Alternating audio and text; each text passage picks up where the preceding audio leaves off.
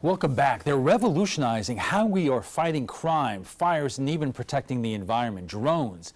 We know how drones are used on the battlefield. They're fun toys for kids, a great hobby for big kids, but increasingly they're being used to give firefighters a bird's eye view of fires, a crucial tool in finding missing persons, and an incredible number of other applications. And joining us for more is Brian Gorski, Fire Chief at Southern Manatee Fire Rescue, and Matthew Miller, an Environmental Manager at WRA Engineering. Gentlemen, thank you both. Thank you. Thank you. Chief, let me start with you. It almost seems like this has been an epiphany to firefighters and fire departments in terms of how to use drones. What was the first time that you used it in terms of a fire on the Suncoast, and what has happened since? Well, actually, the first time that we really took advantage of it is actually back in May of this year. We had a large 5-alarm fire at Callaghan Tire, and a lot of fire and heat, smoke, and the wind was pretty gusting, I think over 25 miles an hour. And we had the sheriff helicopter there, but the sheriff's helicopter got pulled away on another call. So we put the drone up, and when we flew that, we actually then realized we had something that can save not only firefighters' lives, but also the public that might be in harm's way in a fire like that was rapidly spreading, that could easily go into the wooded area, which it did. We picked up on that right away. We found fires that we didn't even know we had on adjacent building rooftops, as well as in those woods, and we're able to assign engines as they were coming into these different areas to extinguish. So you knew exactly where to send firefighters and where they should not go. Absolutely. And then another fire, just really quick too, was in a residential up in the attic, which again, at nighttime, all you have is a lot of smoke, and the fire's hidden because it's within the attic. It hasn't vented yet. But when you fly that roof with a thermal imaging camera, it pinpoints with accuracy where the fire's at, limits the damage that you have to cause to find the fire to put it out. Same question to you, Matt. When was the first time your company utilized drone technology, and for what? We received a grant from the Charlotte Harbor National Estuary Program to look for wading bird nests in the city of Northport canals. They have approximately 80 miles of canals, and we didn't know exactly if the logistics were possible to do 80 miles of canals during a nesting season.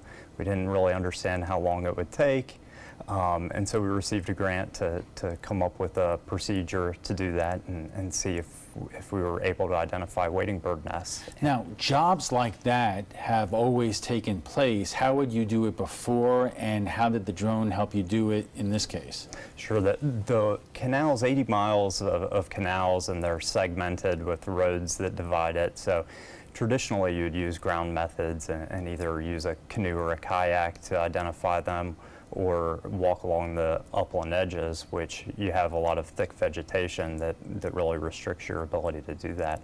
So we ended up covering 35 miles of the 80 miles in 6 days, and we were able to identify a wide range of birds from small wading birds, some of your limpkins and anhingas, and all the way to great egrets. And how much did your company spend on, I don't know how many drones that you bought, but how much of an investment was this? We ended up using a DJI Pro 3, which is pretty readily available at your hobby shops, and the drone costs about $1,300. We had to invest in some extra batteries because our battery life was only about 20 minutes, so we had to rotate them, and so it was about a $1,500, $2,000 investment. Right. We are just getting warmed up here. We'll have much more on drones right after we check the first alert weather, so stay with us. Welcome back. We're talking about the amazing new uses for drones, and joining us for more is Brian Gorski, the Fire Chief at Southern Manatee Fire Rescue, and Matthew Miller, Environmental Manager at WRA Engineering. Chief, Matthew was saying that the drone that his company purchased was about $1,700 or so. How much was the drone that your department bought? Ours was about $17,000. Just a little bit of a difference. Yeah, and then since then we've added stuff to it, which has brought that cost up even more. you know, there's a big difference, I think, between the two, because ours actually came from Rocky Mountain Helicopters. They actually make the helicopters. And, you know, I'm curious whether there's any state or federal funding available to departments like yours for this kind of technology, since it's really so important. There is. The federal government, the Fire Act grant, is made available to any fire department, both volunteer and paid, in the United States. And now that we broke the ice, you know, with it and have been using it successfully for almost 3 years, I'm almost positive other departments now can do that, and I'm sure the federal government will approve it. And I would imagine police departments as well. As you said in Jess's story, you loan the helicopter out, I mean the drone out to police you know, departments, and when they're on SWAT operations and so forth.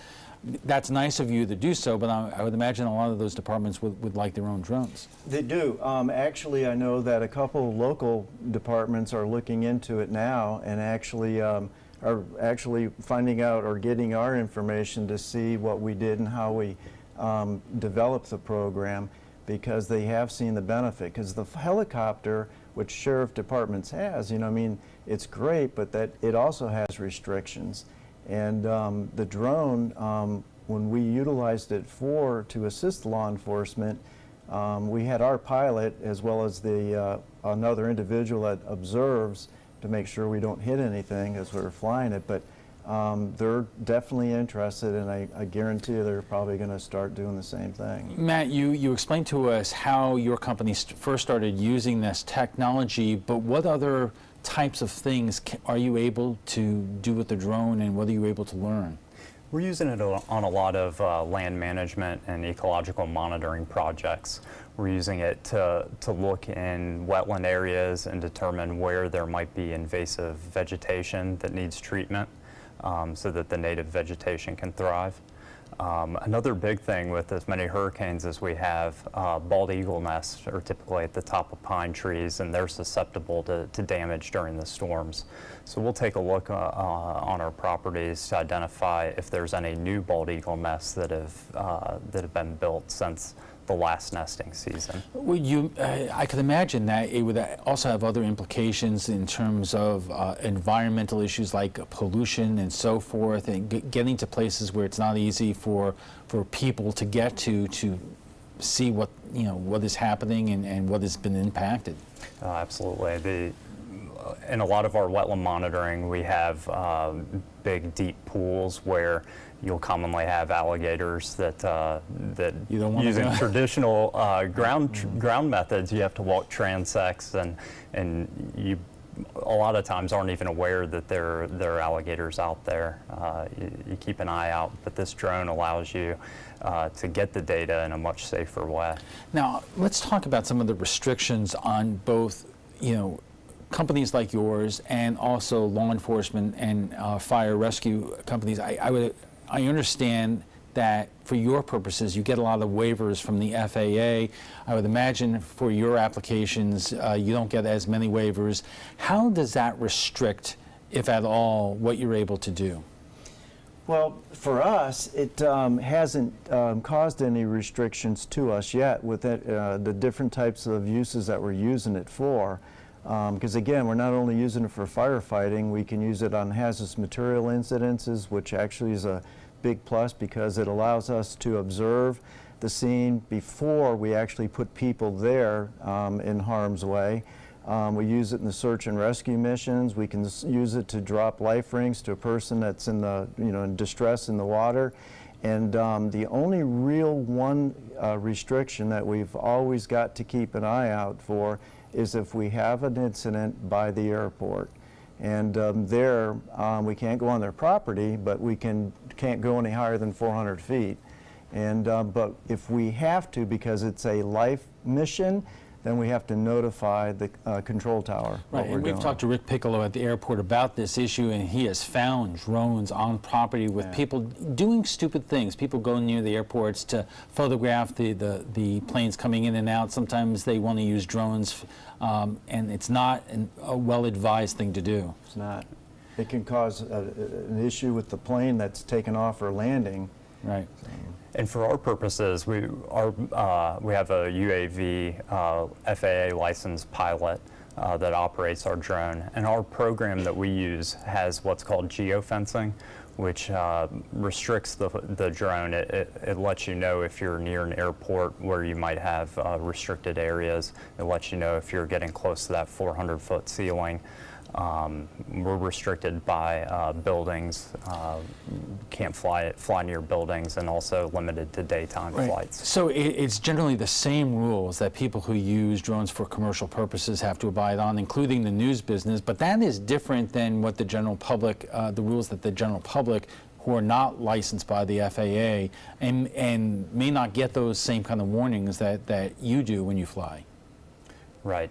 The FAA doesn't have a license for recreational uses, so there's no need to get a license for those purposes. I wanted to ask you both about one more area that we were talking about during the break. I could imagine that hunters and fishermen may use drones to spot where animals are or where the fish are. And Chief, you told me that some fishermen are using it for even more creative purposes. Yeah, actually, they'll fish off the beach for sharks, and what they'll do is they'll attach the bait on the hook and line, and they'll take the drone and run it way out in the Gulf, drop it, the bait in the water, and they fish from shore.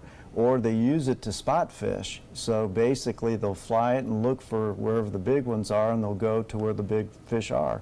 Matt, have you heard about drones being used by hunters to find out where the game are? I haven't heard it being used by hunters, but I've heard similar stories about fishing, and the drones have an automatic return to home. So wherever you launch your drone from, if the battery life gets low, it'll automatically return home. So if you're offshore fishing and using it, there is the potential that your battery runs low, and I've heard of folks actually losing drones and watching them crash into the open water because it's gone to this automatic return home. Right. How do you think that drones are going to evolve in terms of your usage of them? What will you be able to do in the future that you can't do now? I think a lot of the regulatory agencies are open to accepting data from drones. And so we're going to be looking at developing survey procedures for other listed species. The Audubon crested caracara is one. The nest is hard to find from the ground, but by using a drone and flying, you can see the top of the cabbage palm where they typically nest. So I think applications and updating survey methodologies is going to be our next steps. All right, and Chief, just a couple of seconds left. There must be other applications for it that you would use. Absolutely. I think down the road, these are going to become really useful as we get more populated, roads are more congested. The application being used to do emergency medical response as a first responder, somebody having a heart attack, cardiac arrest, to deliver an AED, an automatic external defibrillator, or it could be somebody that's severely traumatized where we can drop trauma dressings and tourniquets to them. I mean, it's unbelievable. Unbelievable. We have to take a quick break. We'll be back for final thoughts in a moment. And our guests join us right now for final thoughts. And Chief, you were just telling me about something incredible in terms of a new application that may, be coming with drones. Let's say you are trying to get to the scene of something, but you are not there yet. What can happen? Well, they have a product now that just came out. We don't have it yet, but it's actually a hanger that actually gets attached to the top of the fire apparatus or the command vehicle, and literally can be launched while you're en route to the call with a pilot inside the vehicle or the fire truck flying it to that scene before you even get there, and being able to, again, seeing what's there before people ever get on scene. It's like Star Trek or something. Yeah, absolutely. Unbelievable. Matt, your company uses this for your environmental business, but I would imagine you could see a lot of other commercial uses for drone technology. We talked about the utility companies. What other kinds of applications are you seeing out there? A lot of recreational uses, as far as fishermen using it.